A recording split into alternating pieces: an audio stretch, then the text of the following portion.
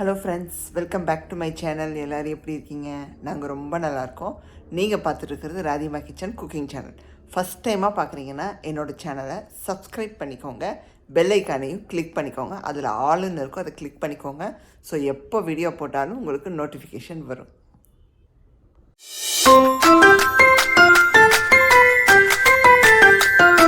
இன்றைக்கி நம்ம என்ன ரெசிபி பார்க்க போகிறோன்னா, சூப்பரான ஒரு பேக்கிங் ரெசிபி தாங்க பார்க்க போகிறோம்.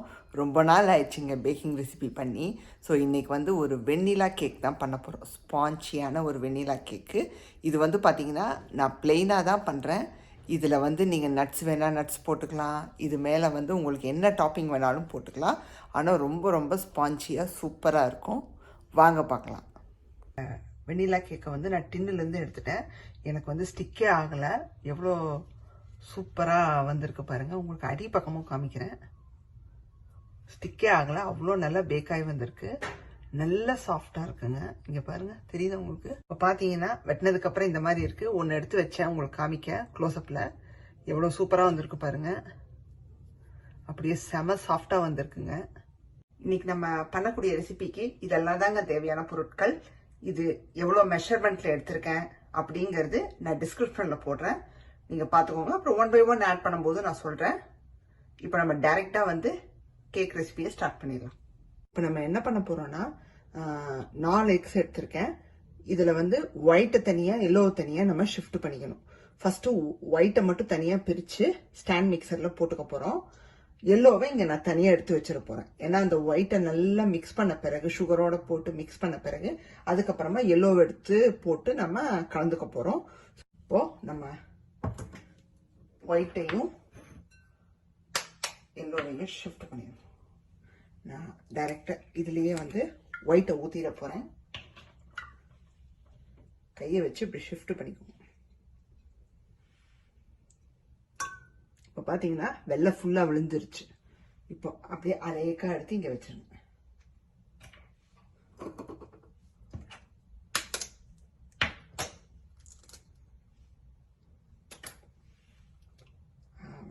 கையிலேயே நீங்கள் ஷிஃப்ட் பண்ணிக்கலாம்.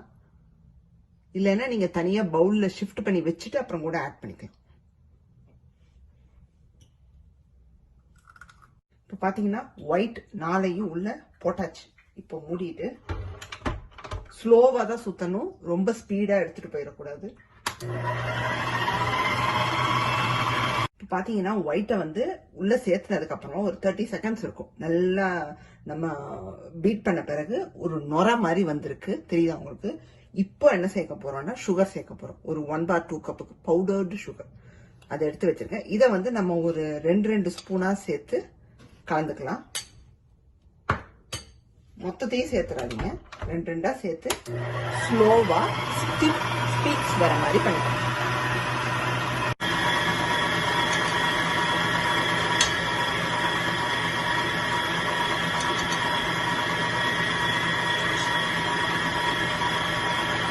இப்போ பார்த்தீங்கன்னா ஆஃப் பண்ணியாச்சு. அந்த பீக்ஸ் மாதிரி அப்படியே வர தொடங்கிடுச்சு. கிட்டத்தட்ட பார்த்தீங்கன்னா நல்லா ஒரு க்ரீமியாக வந்துருச்சு. இந்த அளவுக்கு ஆனால் போதும்.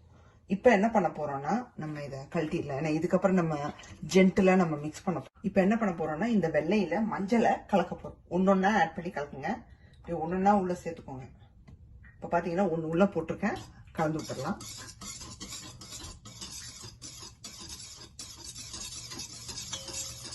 இப்போ ஒன்னொன்னா புஷ் பண்ணி விடுங்க. இப்போ பார்த்தீங்கன்னா எல்லோஸ் எல்லாத்தையும் சேர்த்து நல்லா கலந்து விட்டாச்சு. இப்போ நம்ம என்ன சேர்த்துக்கிறோம்னா வெண்ணிலா எக்ஸ்ட்ராக்ட் 1 டேபிள் ஸ்பூனுக்கு எடுத்து வச்சிருக்கோம். ஏன்னா நம்ம வெண்ணிலா ஃப்ளேவரில் தான் பண்ணுறோம், அதனால இதை கொஞ்சம் அதிகமாக எடுத்திருக்கேன். அதுக்கப்புறம் ஆயில் ஒரு 2 டேபிள் ஸ்பூனுக்கு,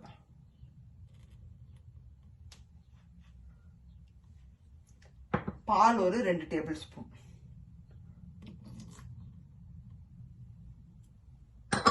சேர்த்துட்டு நல்லா கலந்து விட்டுறலாம். இப்போ அடுத்ததான் பார்த்தீங்கன்னா நம்ம மைதா மாவுல பேக்கிங் சோடா, பேக்கிங் பவுடர் அதெல்லாம் கலந்துடலாம். இந்த ட்ரைல பேக்கிங் பவுடர் பார்த்தீங்கன்னா ஒரு 1/2 டீஸ்பூனுக்கு, அதுக்கப்புறம் பேக்கிங் சோடா ஒரு 1/4 டீஸ்பூன் எடுத்திருக்கேன். சேர்த்துட்டு நல்லா இதை ரஃபாக கலந்து விட்டுறலாம். அதுக்கப்புறம் நம்ம வெட்டில் சேர்த்துக்கலாம். இந்த இன்க்ரீடியன்ஸை கொஞ்சம் கொஞ்சமாக சேர்க்க போகிறோம். இதுக்கு வந்து நீங்கள் என்ன சொல்கிறதுன்னா எலக்ட்ரிக் பீட்டரோ எதுவோ யூஸ் பண்ணக்கூடாது. ஜஸ்ட் இப்படி ஜென்டிலாக நீங்கள் கட்டி இல்லாமல் கலந்துடுவோம் போதும். ஏன்னா கலந்து விட்டாச்சுன்னா நம்ம பேக் பண்ண ஆரம்பிச்சிட வேண்டியதான். ஸோ ஜஸ்ட் ஒரு 2 டேபிள் ஸ்பூன் அளவுக்கு கொஞ்சம் கொஞ்சமாக போட்டு கட்டி இல்லாமல் கலந்துக்குவோம். எனக்கு வந்து பார்த்தீங்கன்னா கொஞ்சம் திக்காக இருக்குது. ஸோ இன்னும் கொஞ்சம் நான் பால் ஆட் பண்ணிக்கிறேன்.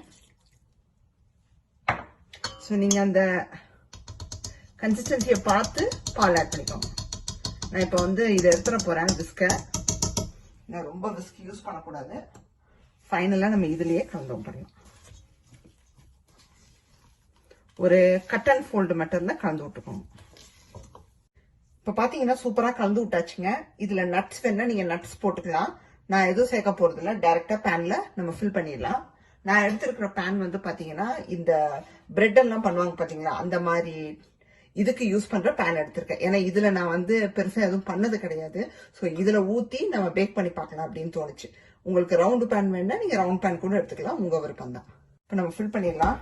இதில் வந்து நான் பேப்பர் எதுவும் போடலை. பட்டரும் அப்புறம் அந்த மைதா மாவை டஸ்ட் பண்ணி வச்சிருக்கேன். அவ்வளோதான். ஏன்னா இதில் வந்து ஒட்டாது, உங்களுக்கு அப்படியே வந்துடும்.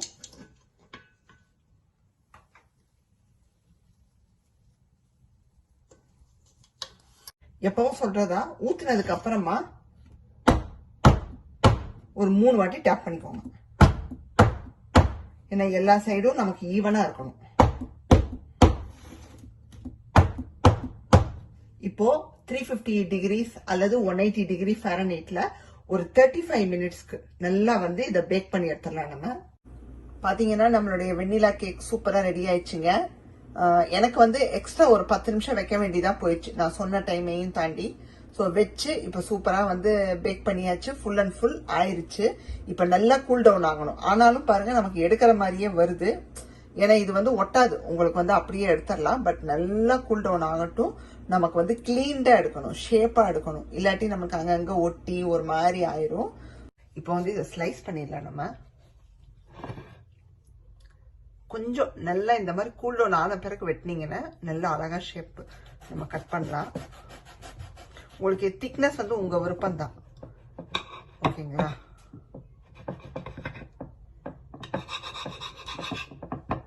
வாவ், சூப்பரா வந்திருக்குங்க. நான் நினைச்சே பார்க்கல. நான் வந்து கொஞ்சம் திக்கா கட் பண்றேன். வேணா நீங்க தின்னா கூட ஸ்லைஸ் பண்ணி. இன்னைக்கான ரெசிபி பார்த்துருப்பீங்க, ஸ்பான்ச்சி வெண்ணிலா கேக்கு. கண்டிப்பாக நீங்கள் வீட்டில் பண்ணி பாருங்கள். மெஷர்மெண்ட்ஸ் எல்லாம் கீழே போடுறேன், நீங்கள் பார்த்துக்கோங்க. அண்ட் இன்னைக்கு பண்ண இந்த ரெசிபியை கண்டிப்பாக ட்ரை பண்ணி பாருங்கள். ரொம்ப ரொம்ப சூப்பராக வந்திருக்குங்க. அவ்வளோ ஸ்பான்ச்சியாக சாஃப்டாக இருக்குது. நான் சொன்ன மாதிரி உங்களுக்கு டாப்பிங்ஸ் வேணும்னா நீங்கள் போட்டுக்கலாம். அது கூட சாக்லேட் சிப் அந்த மாதிரி எது வேணாலும் நீங்கள் ஆட் பண்ணிக்கலாங்க, உங்கள் விருப்பம்தான். ஸோ இன்றைக்கான வீடியோ உங்களுக்கு பிடிச்சிருந்தா மறக்காமல் ராதிமா கிச்சனை லைக், ஷேர் அண்ட் சப்ஸ்கிரைப் பண்ணிடுங்க. பெல் ஐகானையும் கிளிக் பண்ணிடுங்க. உங்களை வேறொரு வீடியோவில் சந்திக்கிறேன். பாய், see you soon.